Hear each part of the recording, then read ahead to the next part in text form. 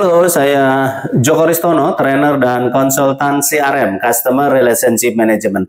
Teman-teman, ini adalah video seri A to Z CRM dan sekarang kita ada di video ke-6 yang akan membahas satu aspek yang sangat penting di dalam bisnis, di dalam pengelolaan pelanggan, yaitu value proposition. Pada video-video sebelumnya, 5 video sebelumnya kita sudah membahas. Yang video pertama kita membahas preview 15 video A to Z CRM itu isinya apa saja, kita bahas di video pertama. Dan di video kedua kita membahas mengapa CRM itu penting. Jadi pentingnya CRM itu seperti apa, kita bahas di video kedua. Pada saat itu teman-teman masih bisa lihat di channel YouTube saya. Dan video ketiga, teman-teman, kita membahas 8 aspek CRM. Jadi ternyata ada 8 hal yang teman-teman mesti pelajari dan kuasai dalam strategi Customer Relationship Management. Dan di video keempat, kita membahas database development. Jadi bagaimana kita bisa memiliki database, itu kita bahas di video keempat. Dan di video kelima sebelumnya, ini kita membahas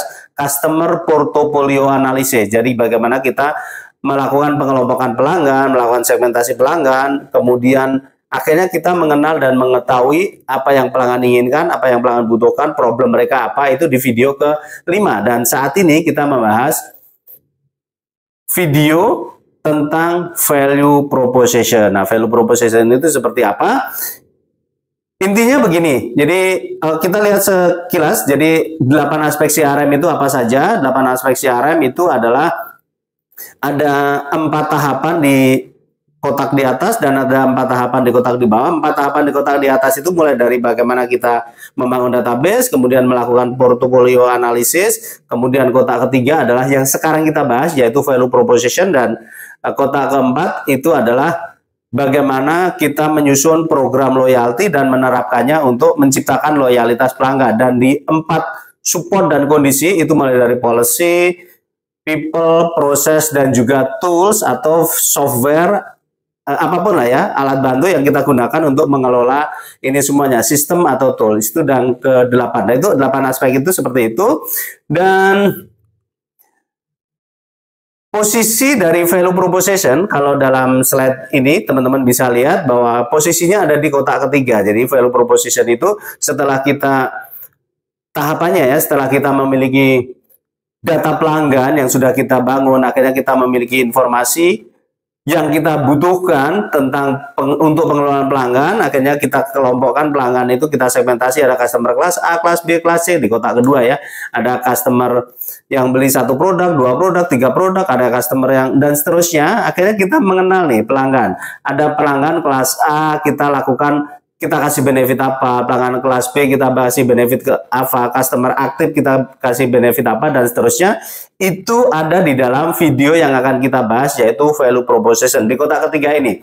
Berarti value proposition itu adalah benefit yang kita akan berikan kepada pelanggan atau penawaran yang kita berikan kepada pelanggan. Posisinya ada di kotak ketiga ini ya. Sekilas kalau misalnya kita lihat mengenai siklus pelanggan yang pernah kita pelajari yang disampaikan oleh Pak Hermawan Kertajaya, bahwa siklus pelanggan itu mulai dari suspek, prospek, initial customer, kemudian repeater, loyal customer, advokat, kemudian sampai menjadi partner. Ini hanya akan terjadi kalau misalnya kita memberikan penawaran atau memberikan benefit sesuai dengan apa yang pelanggan inginkan, butuhkan, dan problem apa yang mereka miliki, sehingga kita memberikan solusi. Jadi siklus pelanggan itu dari customer suspek akhirnya jadi prospek, prospek akhirnya beli pertama kali. Ini hanya akan terjadi kalau kita misalnya memberikan benefit atau manfaat kepada para pelanggan. Dari initial customer akhirnya jadi repeater hanya akan terjadi kalau misalnya kita memberikan benefit penawaran kepada pelanggan yang sesuai. Jadi itu siklus pelanggan. Jadi kalau misalnya kita lihat bahwa pilar loyalitas itu ada 3, yaitu brand, value, dan relationship. Nah, sekarang kita bahas value ya. Jadi pelanggan, orang akan terus berbisnis dengan kita atau tidak tergantung dari value. Jadi brand, value, dan relationship. Kalau brand kita sedang tidak bahas di sini, relationship di strategi Customer Relationship Management, R-nya relationship itu menjadi faktor yang sangat penting untuk menciptakan loyalitas, dan sekarang kita bahas value. Jadi brand, value, dan relationship. Itu kalau kita lihat dari siklus pelanggan. Jadi tujuan dari kita menyusun value proposition, tujuan kita menyusun benefit, tujuan kita menyusun penawaran itu apa? Ya, pertama, kalau dari sisi pelanggan kan kita akhirnya tahu nih keinginan mereka apa, kebutuhan mereka apa, problem mereka apa. Dan tujuan dari value yang kita susun itu adalah untuk menjawab ketiga hal ini. Kalau misalnya pelanggan kita ya, misalnya seorang atlet itu membutuhkan sepatu yang ringan, dipakai lari nyaman, maka tugas kita adalah bagaimana menciptakan benefit dari sepatu yang akan membantu tugas mereka sebagai pelari. Kalau misalnya customer kita adalah seorang guru, seorang trainer, maka bagaimana kita membantu tugas mereka. Tugas mereka misalnya kita berikan pointer seperti ini, pointer yang bisa digunakan dengan mudah, kemudian lasernya bisa panjang, kemudian bisa juga digunakan sebagai mouse dan seterusnya. Nah, ini adalah membantu tugas mereka. Jadi tujuan value proposition itu adalah membantu tugas dari pelanggan. Itu kalau misalnya value proposition lagi tujuannya adalah untuk memecahkan masalah. Tadi kan keinginan, kebutuhan, dan problem. Nah, keinginan, kebutuhan, problem kita jawab dengan value proposition. Kalau misalnya customer punya kebutuhan handphone yang kameranya pixelnya tinggi, ya kita berikan benefit berupa pixelnya tinggi. Kalau misalnya customer itu menginginkan handphone dengan performa, misalnya baterainya nggak harus sering-sering dicas, atau misalnya 2 hari masih tahan, atau misalnya ngecasnya cepat, ya kita berikan value berupa performance. Nah, itu adalah menjawab keinginan, kebutuhan, dan problem. Kalau misalnya yang itu tadi menjawab problem ya. Jadi inti dari value proposition adalah kita membantu bagaimana pelanggan itu masalahnya, keinginannya, kebutuhannya itu terjawab. Nah, kita hadir dengan benefit yang kita tawarkan. Itu posisi value proposition adalah untuk menjawab pelanggan. Sehingga dengan demikian teman-teman, kalau begitu manfaat dari value proposition itu apa? Manfaat dari value proposition adalah mendapatkan loyalitas pelanggan melalui nantinya ya, melalui yang keempat nanti loyalty program. Jadi loyalty program itu membutuhkan senjatanya apa ya? Senjatanya benefit atau value proposition ini. Jadi tujuan value adalah menjawab keinginan, kebutuhan, dan problemnya, kemudian manfaatnya akhirnya kita mendapatkan loyalitas pelanggan. Nah, pertanyaan berikutnya adalah di mata pelanggan apa gitu ya. Jadi ternyata value proposition itu kalau misalnya kita sebagai pelanggan, maka mengapa saya membeli pointer ini? Mengapa saya membeli green screen ini? Mengapa saya membeli jaket ini dan seterusnya, itu adalah value. Misalnya pointernya harganya terjangkau, pointernya tahan banting, dan seterusnya, itu adalah di mata pelanggan. Value itu adalah apa alasan saya untuk membeli produk itu. Kalau misalnya teman-teman perhatikan baliho besar-besar di pinggir jalan, itu adalah value yang sedang ditunjukkan oleh para pemasar sehingga pelanggan, oh saya akan beli produk itu. Oh, ini yang saya cari. Itu adalah value proposition. Jadi di mata pelanggan itu mengapa saya membeli produk itu. Nah, itu namanya value proposition di mata pelanggan. Oke, teman-teman, kita sekarang masuk ke elemen. Jadi kalau value proposition itu sendiri sebenarnya secara ini kita bisa golongkan menjadi ada 11 elemen yang teman-teman bisa mainkan. Selama ini yang sangat populer adalah elemen berupa price, berupa harga. Misalnya benefitnya harga terjangkau, benefitnya diskon, benefitnya poin. Itu adalah hal-hal yang berkaitannya dengan price. Sebenarnya ada 11 elemen dari value proposition. Mulai dari, kalau di sini ya teman-teman bisa lihat ada dari kekinian gitu ya, performa. Tadi kita sudah bahas mengenai performa, atau misalnya ada customization, ada customer punya kebutuhan khusus. Nah, kita bisa nggak custom sesuai dengan kebutuhan customer? Itu customization. Itu bisa menjadi salah satu elemen untuk kita tawarkan kepada pelanggan. Atau misalnya pelanggan punya masalah apa, pelanggan pengen apa, dan kita memberikan benefit yang bisa membantu memecahkan masalah pelanggan, getting the job done. Kemudian ada desain ya, kalau misalnya baju, misalnya sepatu, kemudian handphone, bahkan kadang-kadang desain itu menjadi pertimbangan dari pelanggan untuk membeli, warna-warni dan seterusnya, itu adalah desain. Kemudian brand, price ya, tentu saja price, kemudian cost reduction, kemudian risk reduction dan seterusnya. Ini kalau misalnya garansi selama 5 tahun, ini kan mengurangi resiko dari pelanggan. Oke, selama 5 tahun saya aman. Itu atau misalnya cost reduction dengan menggunakan ini, pelanggan tidak perlu servis 3 bulan sekali, cukup servis setahun sekali karena memang ini sudah kita rancang untuk misalnya baterai ya, baterai motor gitu. Baterai motor ini tidak perlu perawatan misalnya. Itu kan berarti mengurangi perawatan, mengurangi biaya perawatan, itu cost reduction dan seterusnya. Kemudian kemudahan akses dan juga kenyamanan, kemudahan untuk menggunakannya. Itu adalah elemen-elemen yang teman-teman bisa gunakan pada saat kita ingin merumuskan value proposition. Jadi 11 elemen ini kita bisa kategorikan juga. Kalau saya biasanya kita kelompokkan ini menjadi 3, yaitu berupa finansial, emosional, dan spiritual. Kalau misalnya kita lihat, kalau kekinian, newness itu berarti emosional gitu ya. Performance itu berarti emosional. Kalau misalnya price berarti finansial ya. Price, finansial, cost reduction itu finansial, risk reduction itu finansial, dan seterusnya.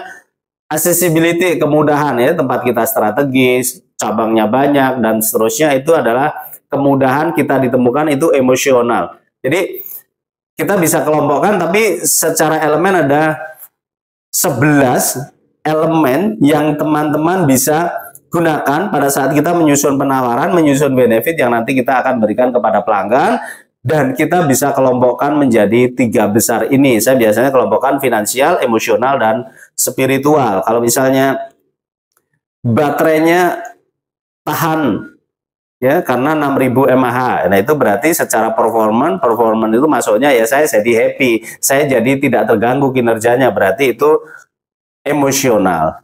Itu teman-teman contohnya. Kalau misalnya kita lihat ya beberapa contoh ini, promo bulan ini berarti berupa finansial, atau misalnya bebas biaya, promo Honda baru bebas biaya dan seterusnya, ini finansial dan juga ada emosionalnya. Promo Merdeka, ini promo ya, promo itu berarti berupa finansial, elemennya adalah elemen price, kemudian kalau kategorinya adalah kategori finansial.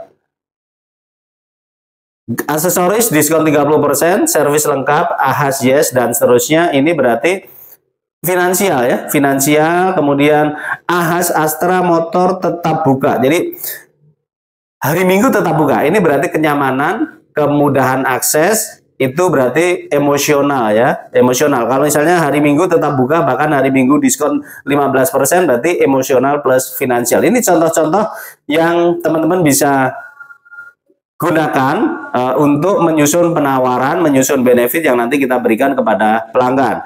Ini masih di AHAS, ini adalah beberapa value yang ditawarkan oleh AHAS kepada para pelanggannya berupa 7 benefit atau 7 kelebihan, mulai dari montir berpengalaman, berarti emosional ya, penanganan sesuai keluhan itu emosional, kemudian tempat rapi dan nyaman itu emosional, banyak promo berarti finansial, dan seterusnya. Sesuai standar pabrikan itu berarti suku cadang lengkap, ini berarti emosional. Itu ya. Ini masih ada contoh lagi, diskon murah itu berarti finansial, dan seterusnya. Go Transit ini adalah kemudahan bagi teman-teman pengguna KRL, kemudian pengguna Gojek. Ya udah, ini pakai satu aplikasi, bahkan dapat diskon 90% pada saat menggunakan fitur ini. Ini adalah value yang membuat oke, saya pakai Gojek ya, naik keretanya pakai Gojek, komuter lainnya pakai Gojek, kemudian motornya, Gojeknya pakai Gojek, dan seterusnya, dengan cara benefit, kemudahan, dan juga finansial berupa price berarti diskon. Oke teman-teman, itu adalah tadi beberapa contoh, dan sekarang kita masuk ke lalu bagaimana cara kita merumuskan value, merumuskan benefit, merumuskan penawaran. Itu ada 3 langkah yang teman-teman bisa lakukan. Ini saya sengaja saya susun supaya bisa, oh saya harus melakukan apa dulu, melakukan apa dulu. Itu 3 langkah merumuskan value. Yang pertama adalah identifikasi profil dari produk dan layanan kita. Kita punya apa saja, fiturnya apa saja, kelebihannya apa saja, itu kita identifikasi produk dan layanan yang kita miliki. Kemudian yang kedua adalah kita melakukan identifikasi dari profil pelanggan. pelanggan saya itu punya masalah apa, pelanggan saya profesinya apa, pelanggan saya tinggal di mana, pelanggan saya inginnya yang seperti apa, pelanggan saya punya problem apa. Itu namanya identifikasi profil pelanggan. Dan berikutnya yang ketiga ini adalah gongsnya. Jadi kita punya ini, pelanggan mau ini, nah yang cocok yang mana itu bisa kita gunakan sebagai senjata, sebagai value untuk kita berikan kepada pelanggan. Kita bahas mengenai profil produk atau layanan. Profil produk atau layanan itu ya dari fitur atau produk atau layanan kita itu ada fitur apa, kemudian solusi apa yang kita bisa berikan kepada pelanggan, kemudian kalau misalnya pelanggan menggunakan produk kita mendapatkan manfaat apa. Kalau suplemen misalnya, suplemen ya secara fitur ini komposisinya A, B, C, D ya, vitamin C plus vitamin D, kemudian ada kandungan apa itu antioksidan dan seterusnya, itu adalah fitur. Solusinya berarti ini akan meningkatkan daya tahan tubuh untuk membantu pelanggan supaya tidak gampang sakit. Manfaatnya berarti pelanggan akan merasakan badannya segar, tidak gampang sakit dan seterusnya. Itu adalah fitur dari produk dan layanan. Berarti apa fitur, kemudian kelebihannya apa, itu kita analisa dari produk dan layanan kita. Kemudian yang kedua, teman-teman, kita identifikasi profil pelanggan. Tujuan dari identifikasi profil pelanggan ini adalah untuk kita tahu keinginan, kita tahu kebutuhan, dan juga kita tahu problem dari pelanggan. Kita bisa menggunakan beberapa pertanyaan baik kita riset ataupun kita dengan sengaja melakukan survei kepada pelanggan, yaitu apa motivasi orang untuk membeli produk atau menggunakan produk pada kategori kita. Kemudian pertanyaan kedua adalah mengapa mereka belum menggunakan produk atau layanan itu. Sebagai contoh, kalau misalnya kita jualan tadi ya, contoh kasusnya misalnya AHAS gitu ya, AHAS service gitu.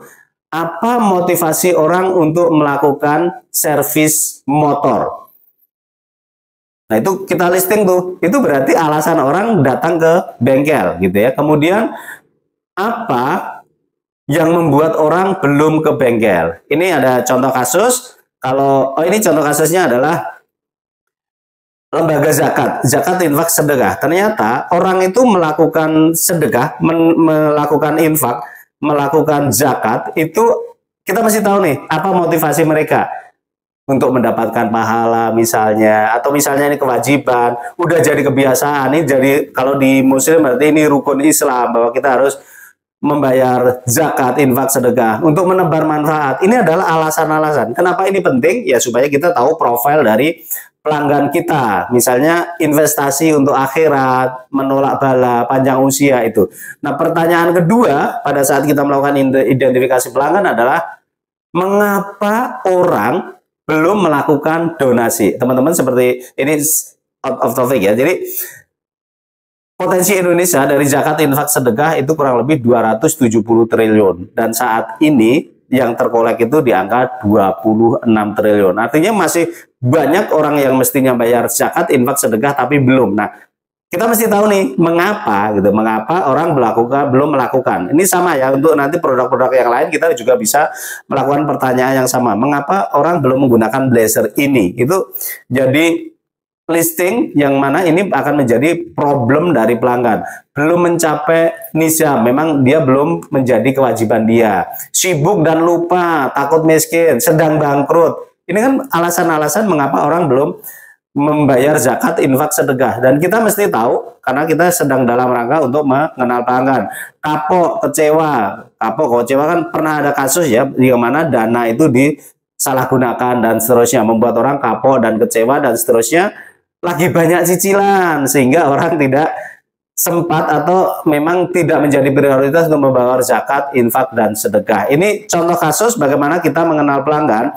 Lalu pada saat kita mengidentifikasi produk dan layanan, berarti kalau misalnya tadi contoh kasusnya adalah lembaga zakat, mengapa pelanggan perlu menyalurkan zakat, infak, sedekah melalui lembaga kita? Nah, itu adalah kelebihan-kelebihan kita, amanah, syar'i, ada anak yatim, kemudian lokasi strategis dan seterusnya. Ini adalah kelebihan-kelebihan yang kita bisa gunakan sebagai benefit untuk menjawab tadi ya, motivasi dan juga problem mereka dalam rangka menyalurkan zakat, infak, sedekah. Tempatnya nyaman, kemudian ada update laporan, ada program-program unggulan dan seterusnya. Itu teman-teman, jadi tadi kita identifikasi produk dan layanan, kemudian identifikasi profil pelanggan. Ini ada satu contoh kasus lagi ya, bagaimana kita identifikasi profil, kemudian identifikasi profil produk, identifikasi profil pelanggan, dan identifikasi nanti kecocokannya. Ini contoh kasus, ini lembaga institusi servis komputer. Mereka punya fitur dan layanan seperti ini. Misalnya 7 hari buka gitu ya, kemudian untuk semua layanan ada one stop service, kemudian harga bersaing dan seterusnya. Ini adalah profil dari layanan si institusi lembaga, institusi untuk servis laptop dan komputer. Kemudian dia juga melakukan identifikasi pelanggannya. Pelanggannya diidentifikasi, ternyata rata-rata pelanggannya adalah karyawan, kemudian mahasiswa dan juga kurir dari kantor. Jadi dari kantor itu dia yang datang ke lembaga servis itu. Maka kita harus kenal mereka membutuhkan bantuan apa gitu. Kalau misalnya ternyata dari keinginan mereka ingin one stop service, ingin harga tak terjangkau, kemudian ingin antar jemput dan seterusnya, jaminan uang kembali. Nah, ini adalah keinginan yang si lembaga servis ini harus bisa menjawab. Jadi profil produk dilihat kecocokannya dengan profil pelanggan. Caranya seperti itu, teman-teman. Kalau tadi yang lembaga zakat juga demikian, motivasi orang apa untuk menyalurkan zakat, infak, sedekah, kemudian problem orang untuk menyalurkan zakat, infak, sedekah apa, dan kita punya layanan apa yang cocok ini. Yang cocok berarti bisa untuk menjawab. Misalnya fiturnya adalah amanah. Amanah tadi orang yang kecewa. Nah, ini kan sebenarnya nyambung nih. Kemudian lokasi strategis, orang ingin apa tadi problemnya, dan itu yang cocok itu bisa kita gunakan sebagai value. Begitu teman-teman, value proposition. Jadi kesimpulannya adalah tadi 3 tahap tadi adalah kita identifikasi profil produk dan layanan kita, kemudian identifikasi profil pelanggan, dan kita menentukan kecocokan. Nah, kecocokan itulah yang bisa kita gunakan sebagai value proposition. Tadi value proposition ada 11 elemen, dan ada kita bisa kelompokkan jadi finansial, emosional, dan spiritual. Jadi tujuan dari value proposition, sekali lagi teman-teman, ini adalah untuk menjawab atau memenuhi keinginan, kebutuhan, dan problem dari pelanggan. Gitu teman-teman, ujungnya adalah value proposition ini sebagai senjata, sebagai penawaran yang kita harapkan bisa menciptakan loyalitas pelanggan. Gitu teman-teman, terima kasih untuk menyimak video ini sampai habis, dan ini adalah video ke-6 value proposition, dan nanti di video ke-7 kita akan membahas loyalty program. Dan video-video sebelumnya, video 1 sampai video ke-5 dan sampai sekarang video ke-6, teman-teman bisa simak di YouTube ini, bit.ly/sharing CRM. Terima kasih, sukses untuk kita semua.